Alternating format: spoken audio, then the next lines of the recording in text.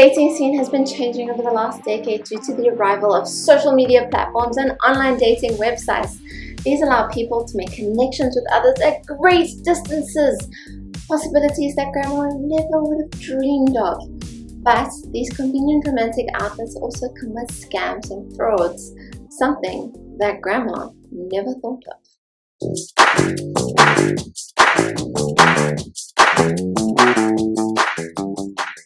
The term catfish was originally made popular by the 2010 documentary film by the same name. Catfishing generally refers to the process of luring someone into a relationship by the means of a fictional online persona. In other words, people pretend to be someone that they're not in order to hook them into an online, but never physical romance. Normally they go to all this effort to steal your heart and win your cash. However, this isn't the only reason.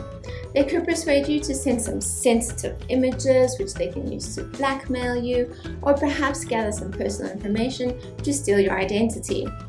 Or they could be that dodgy ex from your past looking for revenge. So how do we spot them? Here are a few signs to keep your love-struck eyes wide open. Let's be real, guys. How often is it that some beautiful stranger reaches out and starts a conversation with you just for pure pleasure of your online company? The likelihood of starting a genuine romance with some random Romeo is a little bit slim. Be wary if they reached out first. Isn't your online interest picture perfect but somehow never camera ready? Remember, if it seems too good to be true, it probably is. Fraudsters will often use random pictures of beautiful people to lure you in when they actually look nothing like that. Request a video call to see if they are who or what they say they are.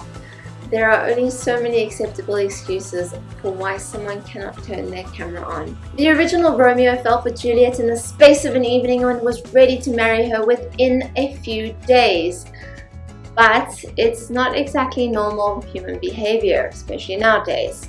So, if Romeo puts a rush on things and tries to progress the relationship a little bit too quickly, don't be afraid to slam on those brakes. Another thing about Romeo that totally weirded me out is the fact that he's actually a little bit obsessed with his lady.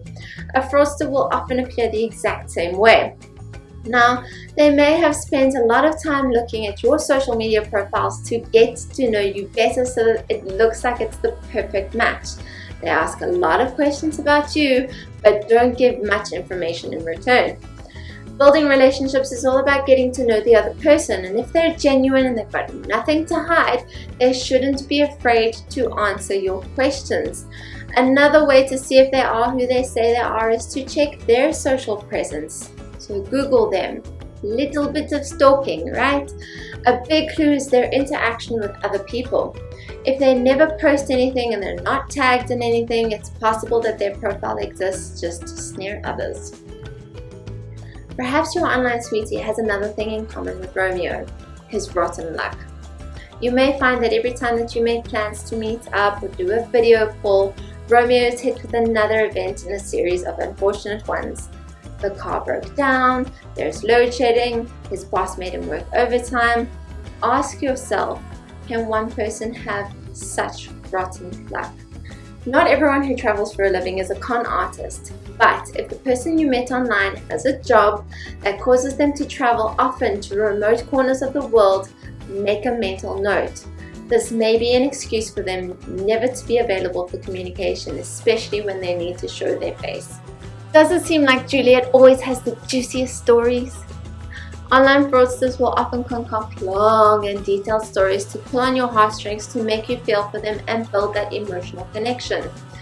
They want your pity and your trust, and they'll always ask the important questions to get something out of you.